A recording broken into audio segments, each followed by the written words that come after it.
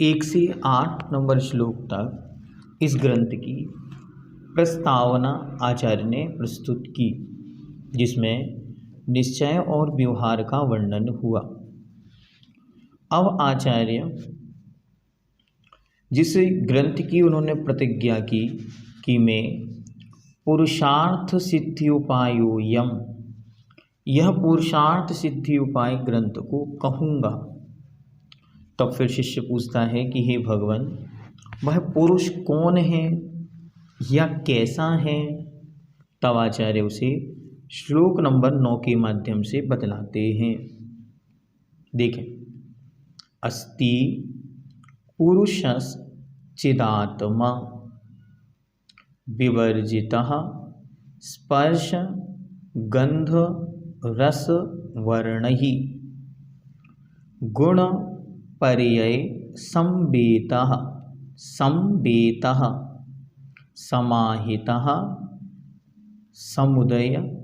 समुदय व्यय धौव्यैः। अस्ति पुरुषश्चिदात्मा विवर्जितः स्पर्श गंध रस वर्णैः गुणपर्यय संवेतः समाहितः समुदय व्यय धौव्यैः। एक एक शब्द को देखते हैं। पहला शब्द है अस्ति, पुरुषः। पुरुषः शब्द है, पुरुषस् शब्द है, ठीक है, सा का विसर्ग हो जाएगा तो हो जाएगा पुरुषः। चिद आत्मा, जिसे हम चित आत्मा कहते हैं। विवर्जितः स्पर्श रस गंध वर्णहि, इन तीनों में एक साथ विभक्ति का प्रयोग किया। गुण पर्यय संवेतः समाहितः समुदय, उदय जिसे हम उत्पात कहते हैं उसे आचार्य ने यहाँ पे समुदय शब्द को प्रयोग किया। व्यय और धौव्यहि, इन तीनों में भी एक साथ विभक्ति का प्रयोग किया। ये कहलाता है समास पद, तीनों को एक साथ मिलाकर विभक्ति का प्रयोग होता है। ठीक, आगे देखते हैं। पुरुषः, पुरुषः मतलब आत्मा। अभी आगे बताएंगे कि पुरुष कैसे बना, तो पुरुषेते इति पुरुषः। अभी आगे इसका और विशेषण विस्तार आचार्य ग्रंथ टीकाकार करेंगे। तो पुरुष अर्थात आत्मा, चिदात्मा अस्ति अर्थात चैतन्य आत्मा, यह चैतन्य स्वरूप है। जो आत्मा है, जो पुरुष है, वह कैसा है? तो वह पुरुष चैतन्य स्वरूप है अर्थात चैतन्य वाला है।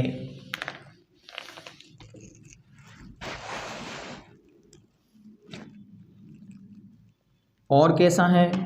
स्पर्श गंध रस वर्णहि विवर्जितः, अर्थात वह स्पर्श रस गंध और वर्ण से विवर्जित रहत है। गुण पर्यय संवेतः, और वह गुण और पर्यायों से सहित है। और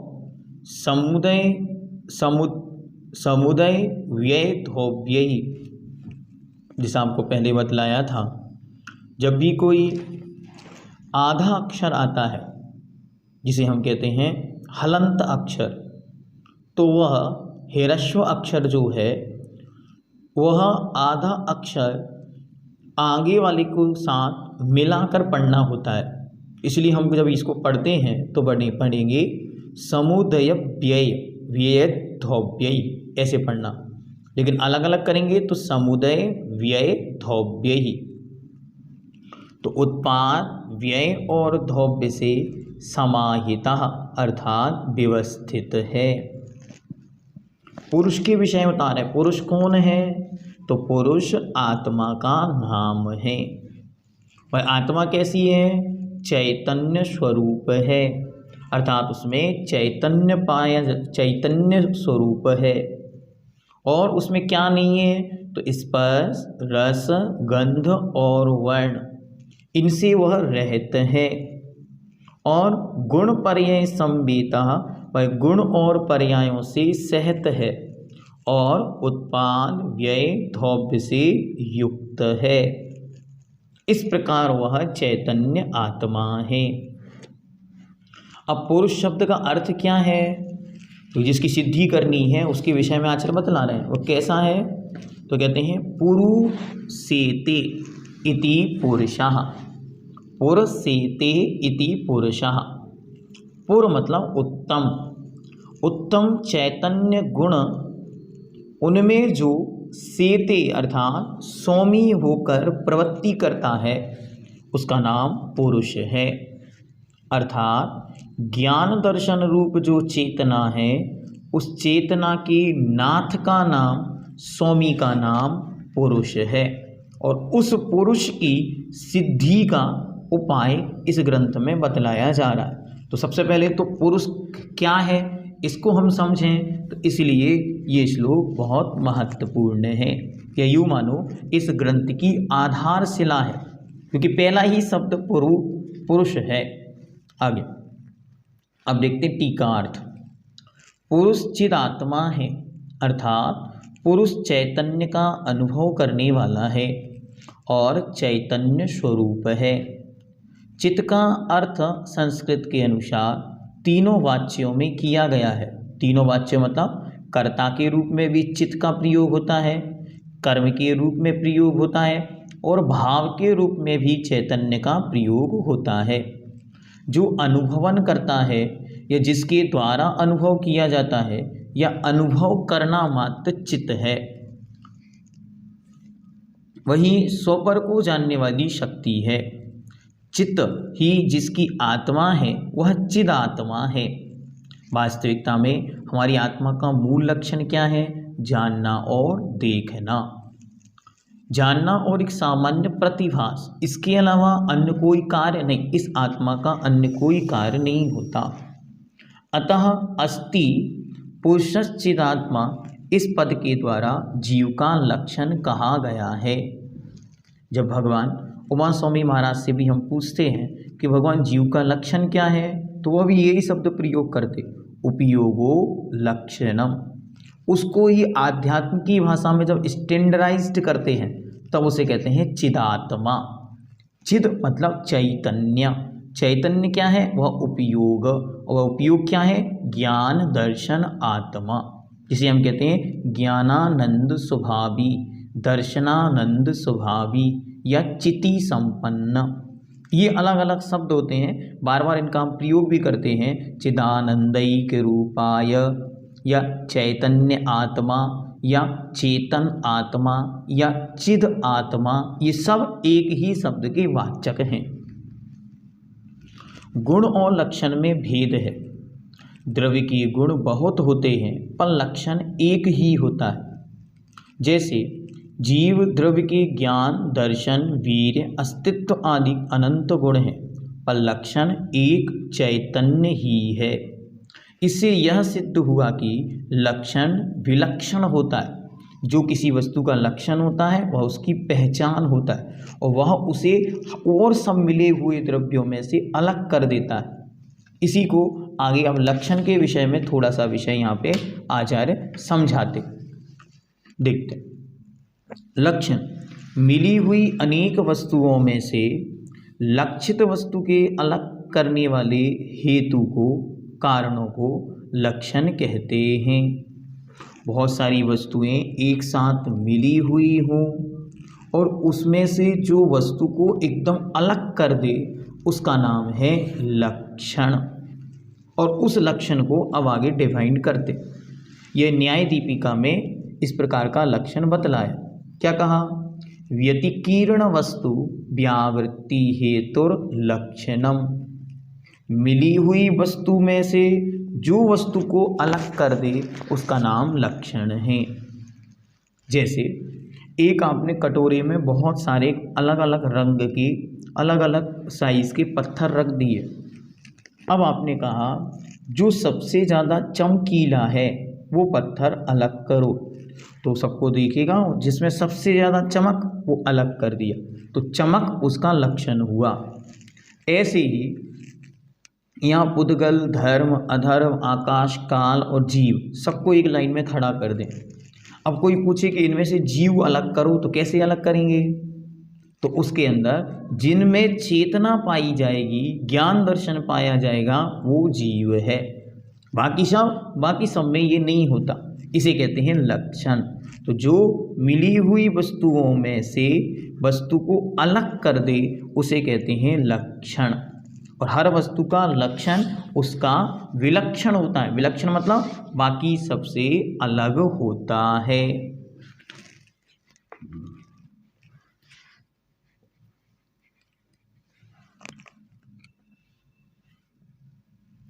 अब एक शंका के माध्यम से और आगे के विषय को रखते हैं।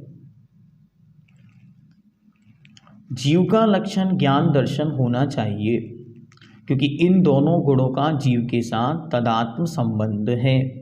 ये जीव के साथ हमेशा रहते हैं। समाधान: ऐसा नहीं, क्योंकि छद्मस्त अवस्था में तदात्म होने पर भी ज्ञान और दर्शन क्रमवर्ती होते हैं।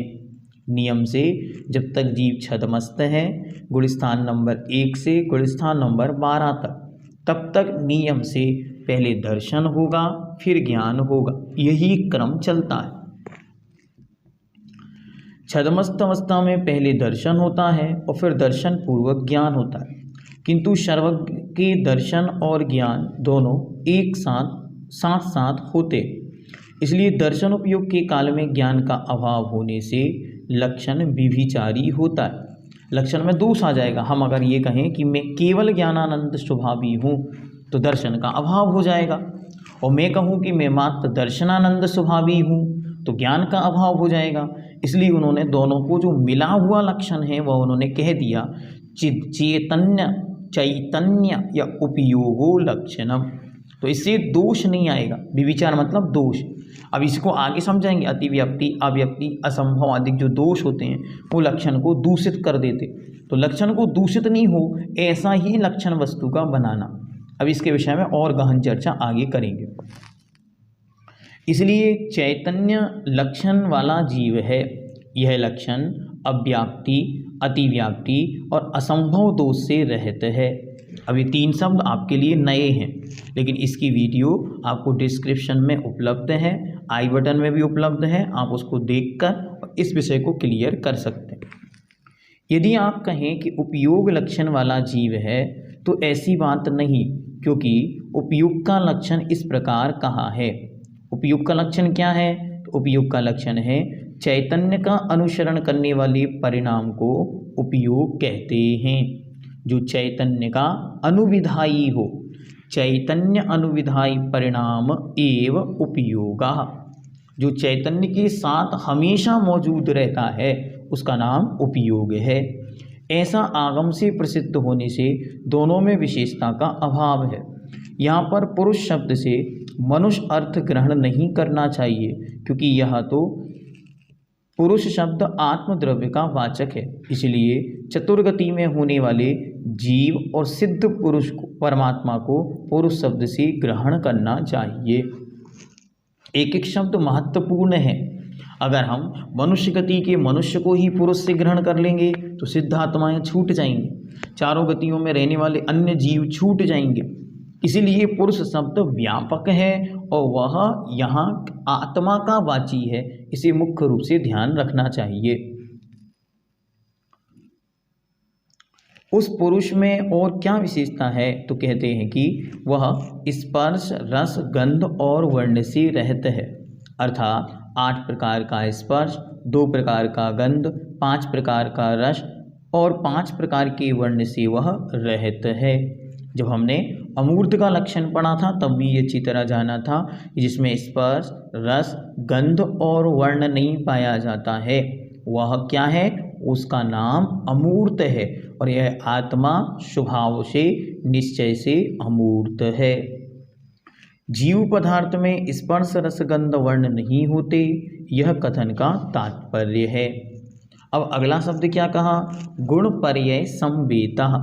उसको अब आगे बतलाते। यद्यपि व्यवहार नय की अपेक्षा शरीर के संबंध से जीव स्पर्श रसगंध वर्ण से युक्त है, तो भी जीव को चक्षु के द्वारा या सूक्ष्म यंत्र के द्वारा देखना या मृत्यु के बाद जीव की गति को जानना त्रिकाल में भी संभव नहीं है, क्योंकि स्पष्ट रूप से हम ये जानते हैं कि अंतिम शरीर कार्बन शरीर कैसा है, उपभोग से रहित है, अर्थात वह इंद्रियों का विषय नहीं है। अब उसकी अगली विशेषता बताते हुए कहते हैं गुण पर्याय संवेतः। कैसा है यह? तो द्रव्य के गुण शाश्वत होते हैं और पर्याय क्षणक्षयी अर्थात पल पल नष्ट होने वाली होती है। तो गुण जो हमेशा द्रव्य में बने रहते हैं और पर्याय जो हमेशा बदलती रहती, इन दोनों से युक्त द्रव्य होता है। तो अब वह चाहे आत्मद्रव्य जीव द्रव्य हो या अन्य द्रव्य हो, वे सारे के सारे द्रव्य गुण पर्याय संवेता गुण और पर्याय से युक्त होते हैं। पर्याय क्षणध्वंसी और चिरकाल तक स्थायी भी रहती है। दोनों प्रकार की पर्याय होती है। जैसे सिद्ध भगवान की पर्याय है, जब आप पंचम वर्ष में आलाप पद्धति के अंदर पर्याय अधिकार का अध्ययन करेंगे तो वहाँ और विस्तार से इन पर्यायों को समझाएंगे। अभी बस इतना समझना है, जो आत्मा के साथ हमेशा रहता है उसका नाम गुण है, और जो पल पल बदलती रहती है उसका नाम पर्याय है।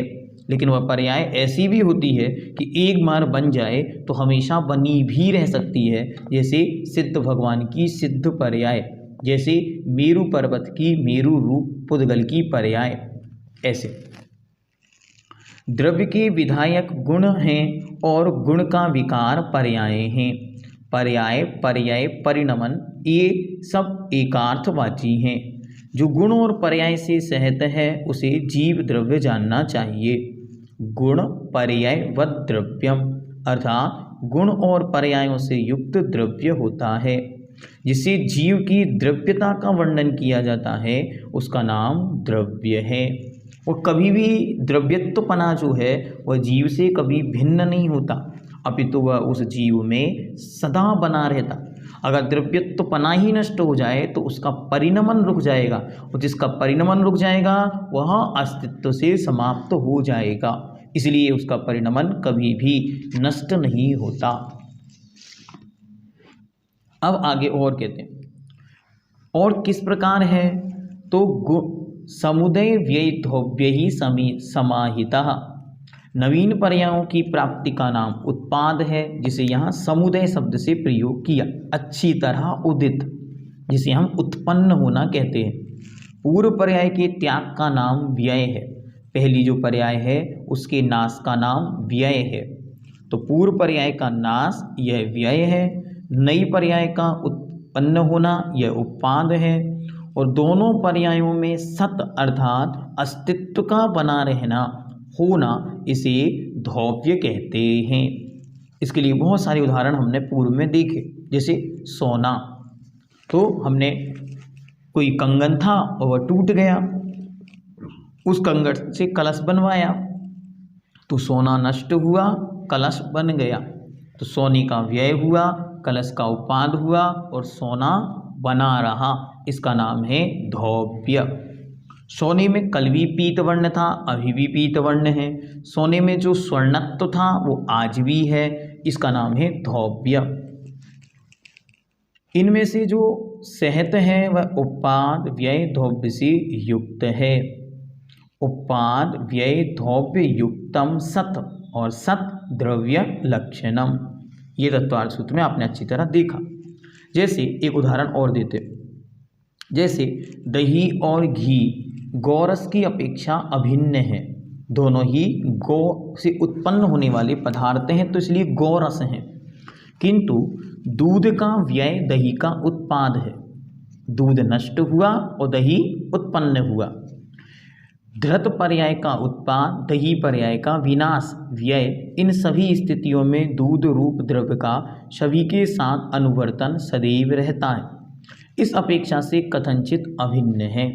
इस प्रकार एक दूसरे की अपेक्षा से उत्पाद आदि का स्वरूप जानना चाहिए, जैसा कि कहा भी गया है, पयोवृत्नदत् ददिति दधिति न पयो अत्ति दधिव्रतः अगोरस व्रतो नोहे तस्मात् तत्त्वं त्रियात्मकम्। एक उदाहरण के माध्यम से समझाते कि जिसके दूध लेने का व्रत है, अर्थात आज मैं दूध नहीं लूँगा ऐसी प्रतिज्ञा है, वह दही नहीं खाता।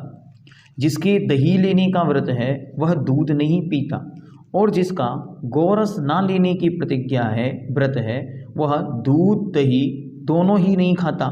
इससे मालूम होता है कि वस्तु तत्व त्रियात्मक है, अर्थात उत्पाद व्यय द्रव्य से युक्त है। वस्तु में प्रति समय पुरानी पर्यायों का नाश होता है, नई पर्यायों का उत्पाद होता है, और दोनों में निरंतर जो बना रहता है उसका नाम द्रव्य है। उत्पाद आदि वस्तु के स्वाभाविक धर्म हैं। पर्यायार्थिक नय की अपेक्षा वस्तु जिस क्षण में उत्पन्न होती है उसी क्षण में वह विनाश को भी प्राप्त होती है। द्रव्यार्थिक नय की अपेक्षा वस्तु क्षण मौजूद अस्तित्व या मौजूदगी रूप में भी रहती है।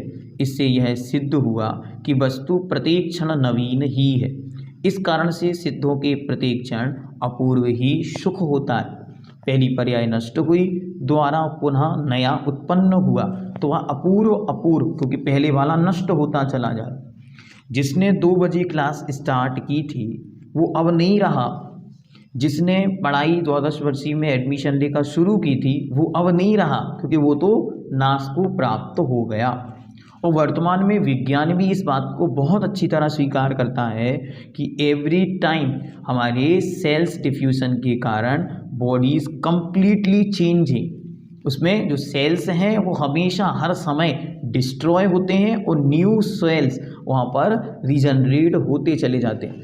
लेकिन एनर्जी या जो फ्लो है, कंटिन्यूटी है, वो कभी समाप्त नहीं होती। तो जो डिफ्यूजन है, नाश है, वो नाश व्यय है। जो न्यू डेवलपमेंट है, जो नई चीज़ उत्पन्न हो रही है, उसका नाम उत्पाद है, और वो जैसा का तैसा दिखाई पड़ रहा है, ये उसका द्रव्य है। चूँकि स्यादवाद मुद्रा से अंकित जिनेंद्र भगवान का शासन नवीनतम ही है, इसीलिए अनादिकाल से निरंतर पवन की तरह प्रवाहमान होकर भी यह जिन शासन अत्यंत निर्मलता का अपूर्व प्रवाह है। उत्पाद व्यय और द्रव्यात्मक शक्ति सभी द्रव्यों में स्वभाव से ही रहती। इस लोक में ऐसे ब्रह्मा, विष्णु या महेश आदि कोई पुरुष या अन्य कोई ईश्वर आदि नहीं है जो कि लोक की रचना, रक्षा या विनाश करते हों। लोक में सभी द्रव्यों में उत्पाद व्यय आदि स्वभाव से ही होते। यहाँ ऐसा मानना चाहिए कि उत्पाद शक्ति ही निश्चय से ब्रह्म शक्ति है, व्यय शक्ति ही निश्चय से महेश की परिच्छेदक है, और द्रव्य शक्ति का भाव ही विष्णु है। कितना सुंदर आचार्य भगवंत उसको समझाने का प्रयास कर, और पूज्य मुनि श्री ने कितना अच्छा उदाहरण दिया कि जो नया उत्पन्न हो रहा है वही ब्रह्मा है, और जो पूर्व का विनाश हुआ है वो इसी का नाम शिव काल या महाकाल है, और जो दोनों के बीच सदा बना हुआ है उसका नाम विष्णु है। अन्य कोई ब्रह्मा, विष्णु या महेश वहाँ पर नहीं है।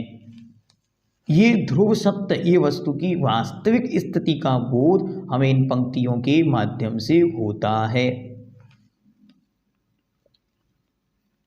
इस प्रकार शुद्ध निश्चय नय की अपेक्षा से जीव का स्वरूप कहा गया।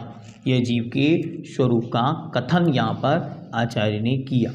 क्या मुख्य बातें उस जीव की? तो पहले कहा जो चैतन्यमयी है, और वह चैतन्य ही उसका लक्षण है, अन्य कोई उसका लक्षण नहीं है। तो वह चैतन्य लक्षण वाला है।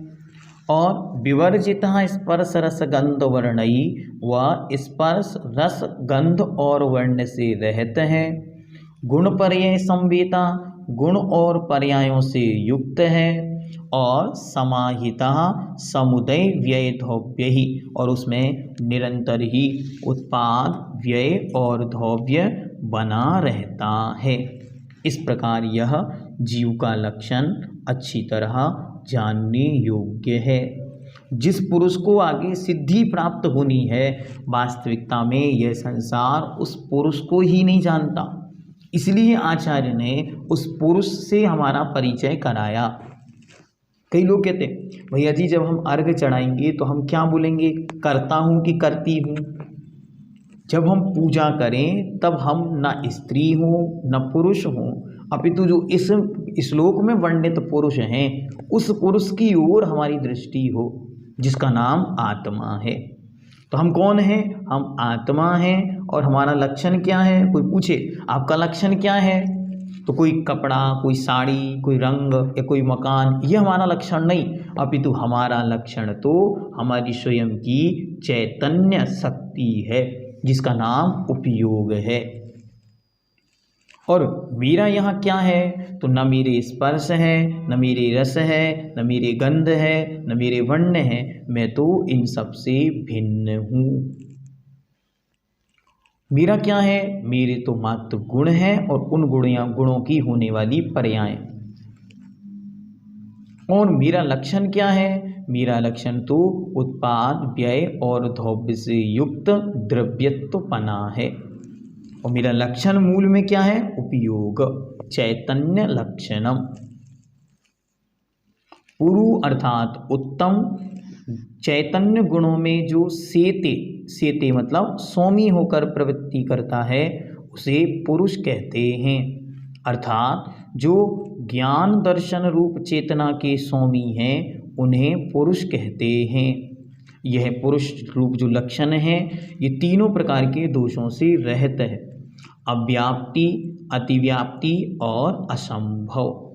इनका विस्तार अगले वीडियो में हम विस्तार से जानेंगे, तो तीनों को अच्छी तरह वहाँ पर देखेंगे कि किसी भी लक्षण को, यहाँ पे इसका विवरण क्यों किया कि किसी भी लक्षण को, किसी भी वस्तु का जब हम लक्षण बनाएंगे तब उस लक्षण को अच्छी तरह जानने के लिए हमें उस वस्तु में इन तीनों दोषों का अभाव होना अनिवार्य। अगर तीनों में से कोई एक भी दोष वहाँ विद्यमान है तो फिर वस्तु का लक्षण बन नहीं सकता। लक्षण में दोष हो जाने से वह लक्ष्य तक नहीं पहुंच सकते। जैसे उदाहरण, किसी ने कहा जो सींग वाली है वह गाय है। अब गाय के सींग उसका लक्षण आपने बना दिए। तो निशा जी अपने घर से बाहर निकली और सामने एक भैंस खड़ी थी। अब उसके सींग इन्होंने देखे और देखकर कहा ये तो गाय है। सामने से साधना जी आई, उन्होंने कहा अरे ये गाय नहीं, ये तो भैंस है। उन्होंने कहा नहीं नहीं, अभी तो भैया जी ने पढ़ाया था कि जिसके सींग होते हैं वो गाय है, तो सींग वाली गाय होती है, ये लक्षण गलत हो गया। ठीक उसी समय मंजू जी ने उनको समझाया। क्या समझाया? उनको समझाया नहीं नहीं, जो सफ़ेद कलर की सींग वाली होती है वो गाय है। ठीक है। अब उसी दिन तीनों मिलके गौशाला गए। गौशाला गए और गौशाला में देखा तो वो पूछती हैं ये कौन है? अरे ये भी तो गाय है।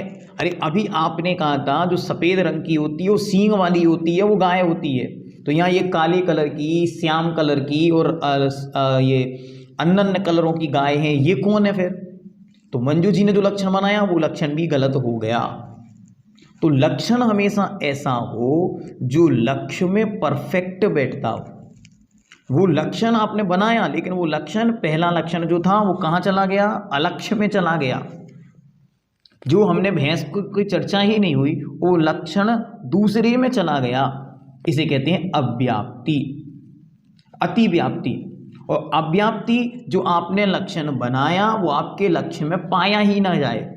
इतनी सारी गायें थीं और वे सारी की सारी गायों में वो लक्षण बैठा ही नहीं, तो ये हो गया अव्याप्ति। और असंभव, तो कोई महापुरुष थे, उनसे पूछा कि भैया गाय कैसी होती है? तो उन्होंने कहा जो बहुत स्पीड से उड़ती है उसका नाम गाय है। क्या कहा? जो बहुत स्पीड से उड़ती है उसका नाम गाय है। ये क्या हो गया? असंभव। ऐसा कभी संभव नहीं होता। तो ऐसा कोई भी लक्षण नहीं होना चाहिए जिसमें ये तीन दोष व्याप्त हैं। तीनों दोषों से जब रहित होगा तब ही लक्षण मानिए जाएगा।